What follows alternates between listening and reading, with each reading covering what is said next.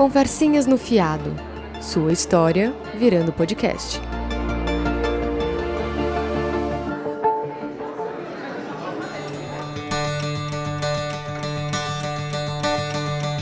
Tina, sejam muito bem-vindas ao nosso podcast Conversinhas no Fiado.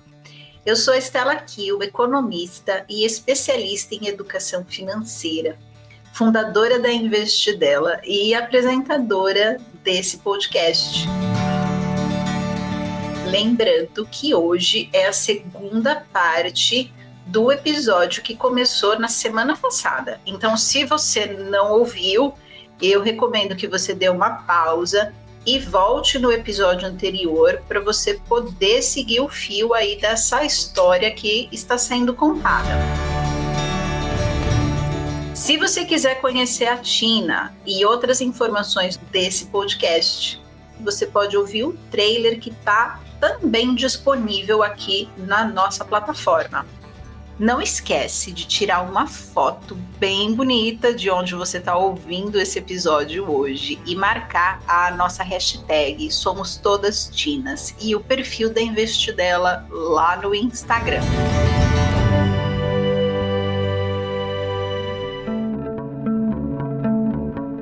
Então vamos recapitular rapidamente aqui um pouquinho do que foi a história da Tina na semana passada. Lembrando que esse episódio, ele é referente a uma história de vida da Tina, justamente para nos ajudar a entender como que o comportamento financeiro da nossa família pode afetar não só a maneira como a gente lida com o dinheiro, mas também o como esse comportamento da família pode afetar a nossa vida. Então a Tina, ela tinha ali uma vida confortável, com a mãe e o pai trabalhando. Na minha infância, a gente tinha até um bom padrão de vida, um padrão de vida bem alto, né? Porque, assim, os meus pais sempre trabalharam, tiveram bons empregos, né? E sempre ganharam muito bem, né? Um dia, esse pai perdeu o emprego e ele decidiu entrar para o empreendedorismo. Só que ele entrou para o empreendedorismo sem conhecer muito de nenhum dos dois ramos que ele tentou. O primeiro foi um mercadinho e o segundo foi uma indústria de tubos e conexões. Então, depois de um tempo que o pai e o tio da Tina estavam trabalhando nessa indústria, o último dono que ficou ali para dar uma assistência começou a sugerir para o pai e para o tio, que eram os atuais donos, que seria interessante transferir o equipamento, passar para o nome desse antigo dono, como se esse antigo dono tivesse comprado de volta esses equipamentos.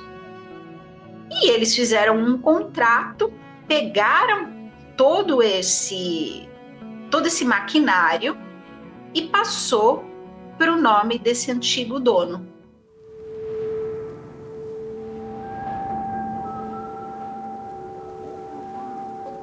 Só que, gente, a empresa quebrou. Não deu certo.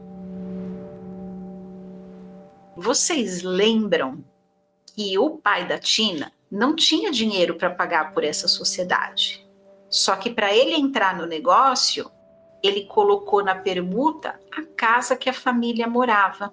Então, ele entrou nesse negócio, né? Como ele não tinha capital em mãos, né? Moeda, então ele quis entrar dando a casa deles, né? E o conselho que eu dei, né, para minha mãe na época foi para que não assinasse, para que ela tentasse conversar com ele, tentar mudar essa ideia dele, né? Porque eles estavam dando o único bem da família, né? Então, quando a empresa quebrou e o maquinário já tinha sido passado para o nome do antigo dono, eles ficaram sem absolutamente nada para vender. Então, eles perderam o antigo terreno, perderam o mercadinho, perderam a indústria de tubos e conexões e agora a família também estava perdendo a casa em que eles moravam. Depois desse episódio, né, como ele deu, né, o único bem que minha família tinha, então eles já estavam numa situação assim, pagando aluguel, esperando, né, que a empresa prosperasse, né, para que eles conseguissem comprar um novo imóvel. E aí não aconteceu. A solução foi a família da Tina começar a viver só com o salário da mãe, que era enfermeira, e eles tiveram que alugar um imóvel. Então, o que a gente imagina frente a uma situação dessa? Que o padrão de vida, que o padrão de consumo dessa família, ele vai cair. Porque antes eu tinha 2 rendas e agora eu só tenho uma. E não tenho mais nenhum bem, não tenho mais nada. Eu só vivo do meu salário. Só que não foi isso que a família da Tina fez. A família da Tina continuou consumindo como se eles ainda tivessem 2 rendas. O padrão de vida, eles tinham, assim, os meus pais, eles sempre tiveram muita dificuldade com isso, em reduzir o padrão de vida, né? Então, eu não sei se por falta de instrução, ou até mesmo por achar que aquela situação seria momentânea, né, eles não olhavam para isso. Então, eles focavam em pensar assim, não, a empresa vai dar certo e vai entrar dinheiro. Eles queriam tapar o buraco com mais entradas e não com diminuição de despesas, entendeu? Então, assim, não houve, de fato, uma grande redução de padrão, né, da forma que deveria, e isso impactou, né? Só que as dívidas começaram a acontecer. Então, os pais da Tina, para poder dar conta desse padrão de vida, sem ter renda para isso, começaram a fazer empréstimos. E esses empréstimos eram feitos para pagar outros empréstimos. E isso foi uma bola de neve que foi se agravando ano após ano. E os pais da Tina foram envelhecendo e foram tendo justamente essa queda na curva de produtividade que é esperada conforme a gente vai tendo mais idade. A mãe da Tina ficou doente, o pai dela também. Os dois, no momento em que ela me contou essa história, eram pessoas que precisavam de 24 horas de assistência. E hoje a Tina, já uma mulher adulta, é a responsável por pagar tanto as dívidas que os pais fizeram, quanto os serviços de cuidado que eles precisam hoje para existir. Foi quando os meus pais adoeceram, né? Que eles não tinham nenhuma reserva financeira, eles não tinham um imóvel próprio, né? Pagavam aluguel. E eu também, por eu ter essa repetição de padrão, né, apesar de eu ter um padrão de vida bom, eu também não tinha uma reserva financeira, assim, que me ajudasse a cuidar deles com folga, com conforto nesse momento, né. Então, o impacto que eu senti foi isso, foi principalmente na questão da velhice deles, né, que eles poderiam ter chegado, assim, na velhice um pouco mais confortáveis. Então, vamos entender um pouquinho esta parte de educação financeira e comportamento atrelada, que é a história da Tina, para a gente também ficar alerta a uma série de avisos aí que os fatos do cotidiano mostram para a gente, mas que nem sempre a gente presta atenção. A primeira coisa é justamente ali de quando esse antigo dono da indústria de tubos e conexões, que ele começou a sugerir que o maquinário fosse passado para o nome dele. Vamos pensar, gente, se você vendeu a indústria que você era ali dona e você ficou para dar uma assistência, por que cargas d'água você quer que os atuais donos passe o maquinário para o seu nome? Ou a pessoa estava agindo de má fé, ou esse dono, esse antigo dono, viu que os donos atuais não sabiam o que estavam fazendo e que a empresa ia quebrar, e ele tentou salvar o que dava, mas de qualquer maneira faltou aqui se conversar com uma pessoa, uma advogada, alguma pessoa que entendesse de legislação, ou mesmo procurar um serviço de atendimento a pequenos empreendedores, como por exemplo a gente tem o Senac hoje em dia, e o Sebrae, e tirar essas dúvidas com eles. Será que isso é realmente um procedimento ok de se fazer?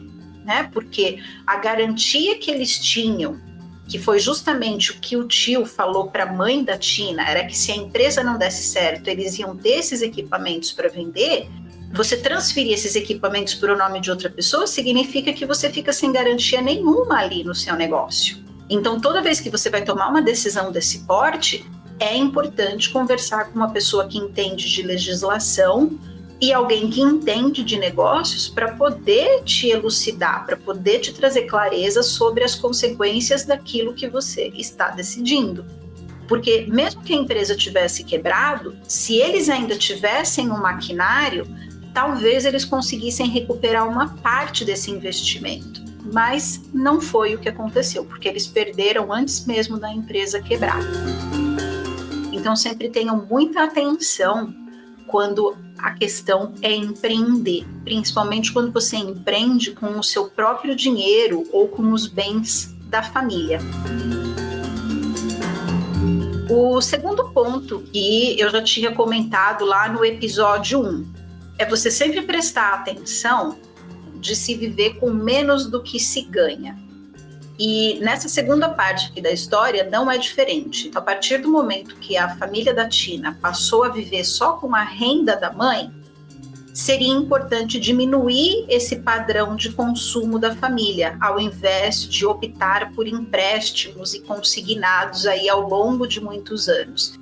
Então, se antes a renda era de 1.000, passou a ser de 500, por mais que doa, por mais que se sofra, por mais que a gente chore, é importante ajustar o padrão de consumo da família para 400, por exemplo, justamente para que se mantenha aquela estrutura que eu comentei anteriormente, de ter uma reserva financeira e você não gastar 100% daquilo que você recebe. Então é sempre muito importante ter maturidade para lidar com o que você recebe hoje, pensando na longevidade aí, no tempo todo da sua vida. Essa questão da longevidade, a gente vê aqui muito claramente na história da Tina, quando os pais dela ficaram doentes e os dois precisaram de assistência 24 horas para poder lidar com questões básicas da vida. Então você vê, né? A situação dela se agravou, porque a família perdeu todos os bens, entrou em dívidas porque não queria baixar o padrão de consumo, e a herança da Tina, ao invés de ser os imóveis e o que a família tinha construído anteriormente, passou a ser as dívidas que os pais contraíram aí ao longo da vida e mais os cuidados que eles precisaram por conta da saúde estar mais deficiente. Então, quando a gente toma uma decisão financeira, a não ser que você seja uma pessoa solteira, que as suas decisões não impactem ninguém, tá tudo bem você pensar só em você. Mas se você tem pessoas que vão sofrer, você tem que considerar também o bem-estar dessas pessoas e o que pode acontecer com elas no futuro. E quando eu conversei com a Tina, ela também me disse que hoje as dificuldades que ela tem em lidar com o próprio dinheiro, porque ela veio me procurar justamente para fazer um planejamento financeiro, porque até hoje ela lida com o dinheiro da mesma maneira que ela viu a família dela lidando.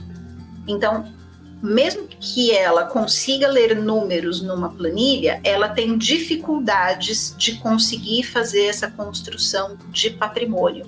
Ela me disse que é como se fosse um fantasma que fica ali, sabe, rondando os pensamentos e as decisões. Então, quando ela percebe, ela já está gastando aquilo que era para ter sido guardado. eu acho que afeta, mesmo que inconscientemente, na questão da repetição do padrão ali, de comportamento, sabe? Então, eu tenho uma dificuldade, apesar de eu ter essa consciência, né, de que eu preciso quebrar esse padrão, né? Então, eu tenho essa consciência, mas ao mesmo tempo eu tenho uma certa dificuldade em mudar os meus padrões de consumo, né? Eu vejo que eu já melhorei muito, eu me policio sempre, né? Mas isso é uma coisa que por muitos anos eu não tive essa consciência, então isso me afetou indiretamente, né?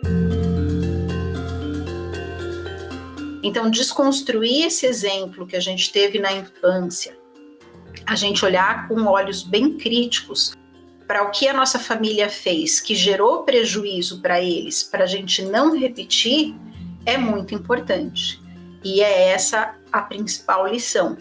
Embora a família ela seja um parâmetro muito importante do como a gente se comporta como dinheiro, não é uma lei gravada em pedra. A gente consegue mudar e fazer melhor do que o que foi feito no passado. E é isso que eu desejo de coração para vocês. Então, agora, assim, depois do falecimento da minha mãe, como o meu pai passou a receber a pensão dela também, né?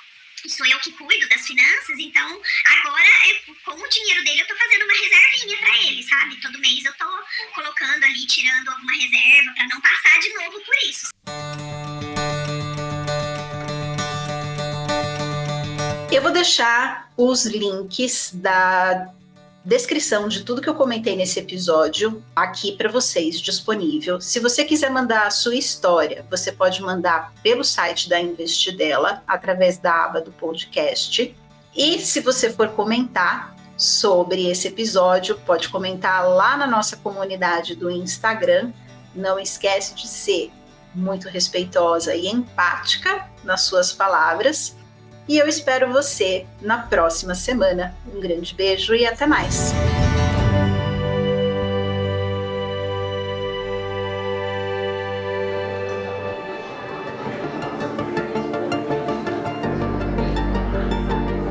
Conversinhas no Fiado.